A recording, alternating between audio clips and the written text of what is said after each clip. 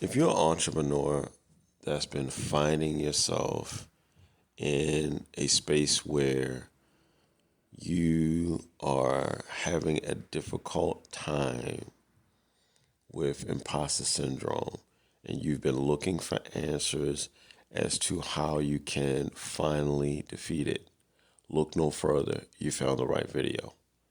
Now, I know it feels frustrating when you've been making some progress, but people around you haven't been able to see it. And that feeling of being an imposter or being found out by someone that you're not who you say you are creeps in an irrational manner. Well, I'm going to give you 3 tips, 3 steps that you can absolutely go to in your mind that will absolutely empower your spirit moving forward. Now, this video is not going to be for everyone because I myself am a believer in God, so I will speak to that, right? So let's dive right in. If ever you're feeling a lack of confidence in who you are because you feel like you are an imposter, right? That is usually a result of bad programming from your childhood. And I want to dive right into the first step that is one of the most powerful steps. That is recognize that you are made in the image of God. And the reason why I say that is, for step one, is it's the most important place to begin because God does not make mistakes. You are not a mistake. You were created from the beginning with everything you need to succeed. You simply have to go through a developmental growth stage like any of us do. And that is not defined by a timeline. Remember, God's time is perfect. Our timing is not. So do not undergo or allow yourself to undergo pressure based on someone's arbitrary timeline on when and how fast you should achieve something. Never do that. Set your objectives and actually hit your objective, no matter how long that takes, right? Just simply grow wiser and move as if you are dying, right? Don't procrastinate on it. That's what you should be focusing on. But first and foremost, understand you're made in the image of God and you have what it takes to get the job done. Moving on to step number 2. Step number 2 is you need to not allow anyone, and I mean anyone, to define you by your past. They don't get to do that, right? In fact, what you should do is use your past to define and empower your future. It always should be a launch pad of learning for you, right? You are allowed to change for the better just as everyone else is. So long as you're genuinely learning from bad past decisions and taking steps towards best practices moving forward, you're in a good space. You need to understand that you are not your past. It does not define you. Use your past to not only define your future, but to empower your future, right? You can do that. It's so powerful. That has changed my life. When I look back on my past, a lot of times we make decisions and it seems like we're hopeless, right? But in fact, a lot of things we may face challenges, right, based on some of the poor decisions we make that actually has been ordained by God, that we learn a lesson and develop in some way that will prepare us for a future win. So you need to understand that your past is a great launch pad for learning, and it doesn't define you.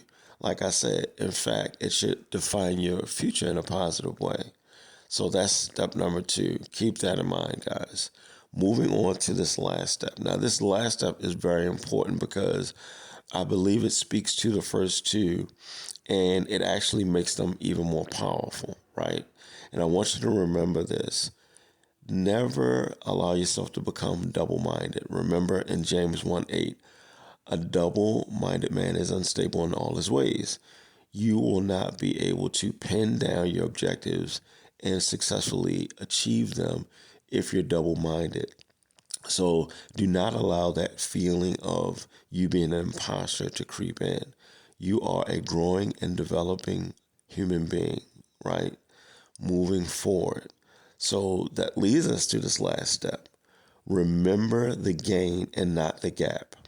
I just got finished reading an amazing book by Dan Sullivan and Dr. Benjamin Hardy called 10X is Easier Than 2X. There's a chapter in this book, which is a powerful book, by the way. I recommend any entrepreneur read this book, that talks about the gap and the gain. And what that means is when looking back at your past, a better way to use step number 2, right, to empower your future is to not focus on the gap of where you are not and how much you have not accomplished since your past, right? The better thing to do is to focus on the gain, how far you've come, right? That will absolutely empower you, because when you do this and you honestly assess yourself and how far you've come, you will absolutely see how much more you've become, right? Which is most important to God, right? That we become more so that we can do more and therefore we can have more, right? You're not going to actually get any results by doing the same old things that have been proven not to help, right?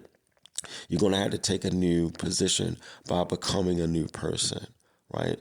That's just simply the natural order of things and the way God designed it. But what's going to help you get there in a much more effective manner, an efficient manner, is you focusing on how far you've come, the gains that you've achieved in your life. Yes, the people around you that want you to be defined by your past and want you to focus on your lie identity, as Dr. Myron Golden calls it, right? That's who you're not, telling you what you can't do or who you can't become. That's that lie identity. And I think that's at the core of our feelings of the imposter syndrome, right? And as he said, usually that will lead to us creating a my identity, right?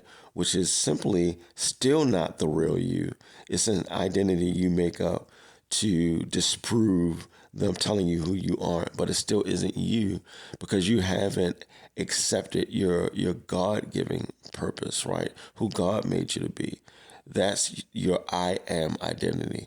Remember, God tells Moses that to tell Pharaoh that I am has sent you, right?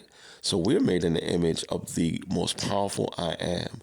So whenever you use the words I am, make sure you follow that up with something powerful, right?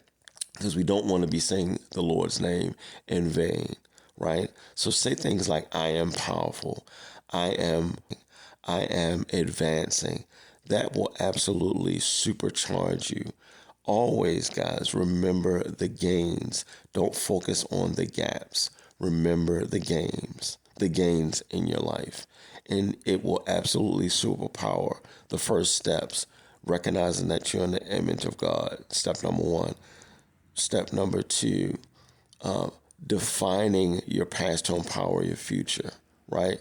And one of the best ways to do that is by using step number 3 to focus on the gain. I hope this video was helpful to you guys. Like the video, guys. Leave a comment.